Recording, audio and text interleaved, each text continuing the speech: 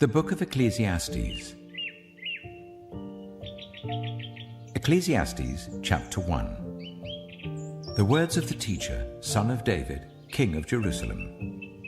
Meaningless, meaningless, says the teacher. Utterly meaningless. Everything is meaningless. What do people gain from all their labors, in which they toil under the sun? Generations come and generations go, but the earth remains forever. The sun rises and the sun sets, and hurries back to where it rises. The wind blows to the south and turns to the north.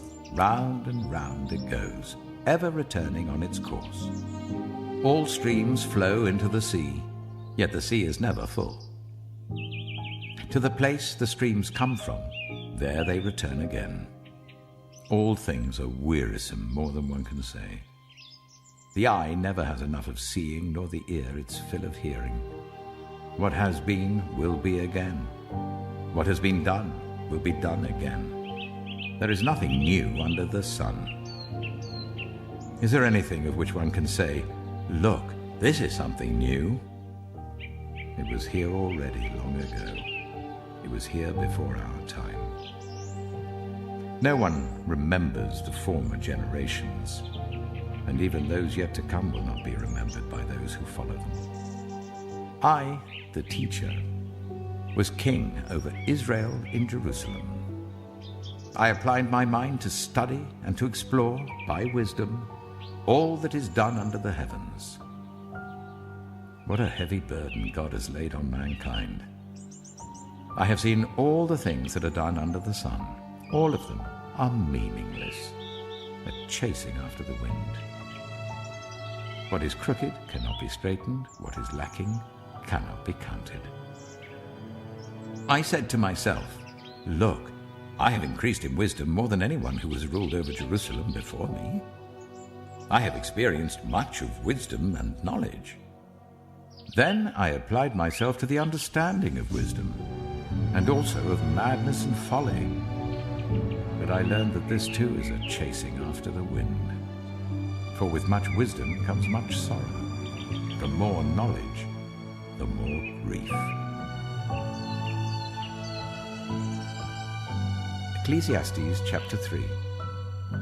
There is a time for everything, and a season for every activity under the heavens. A time to be born and a time to die.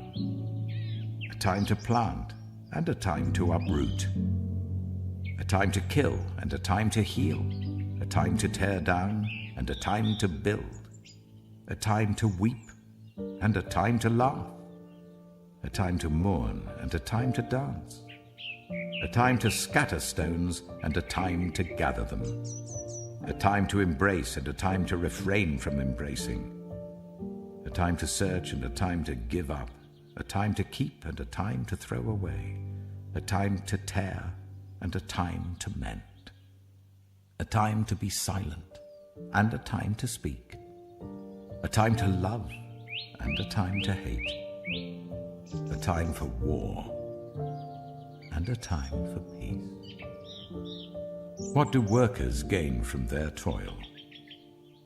I have seen the burden God has laid on the human race. He has made everything beautiful in its time. He has also set eternity in the human heart, yet no one can fathom what God has done from beginning to end. I know that there is nothing better for people than to be happy and to do good while they live, that each of them may eat and drink and find satisfaction in all their toil. This is the gift of God. I know that everything God does will endure forever. Nothing can be added to it and nothing taken from it. God does it so that people will fear him. Whatever is has already been, and whatever will be has been before, and God will call the past to account. And I saw something else under the sun. In the place of judgment, wickedness was there. In the place of justice, wickedness was there. I said to myself, God will bring into judgment both the righteous and the wicked, for there will be a time for every activity, a time to judge every deed. I also said to myself, as for humans, God tests them so that they may see that they are like the animals. Surely the fate of human beings is like that of the animals. The same fate awaits them both. As one dies, so dies the other. All have the same breath. Humans have no advantage over animals. Everything is meaningless. All go to the same place. All come from dust, and to dust all return. Who knows if the human spirit rises upward, and if the spirit of the animal goes down into the earth? So I saw that there is nothing better for a person than to enjoy their work, because that is their lot. For who can bring them to see what will happen after them? Ecclesiastes chapter 12.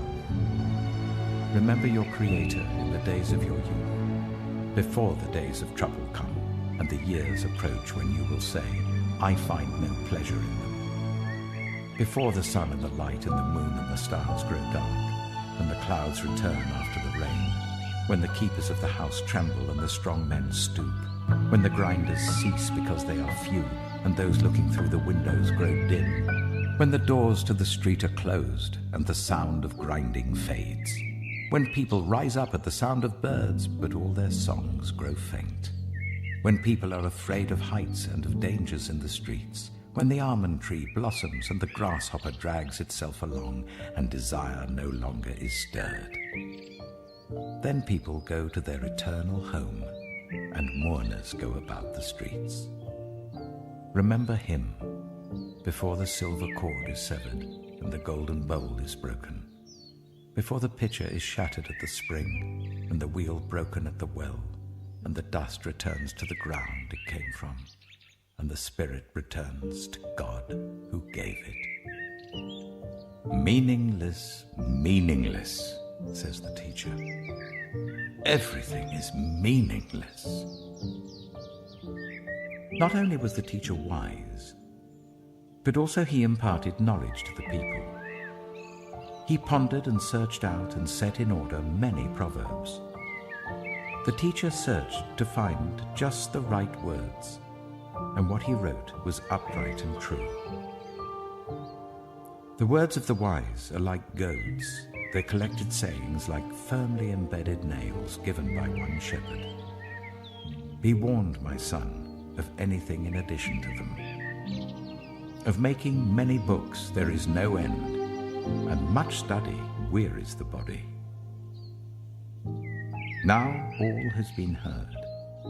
Here is the conclusion of the matter. Fear God and keep his commandments, for this is the duty of all mankind.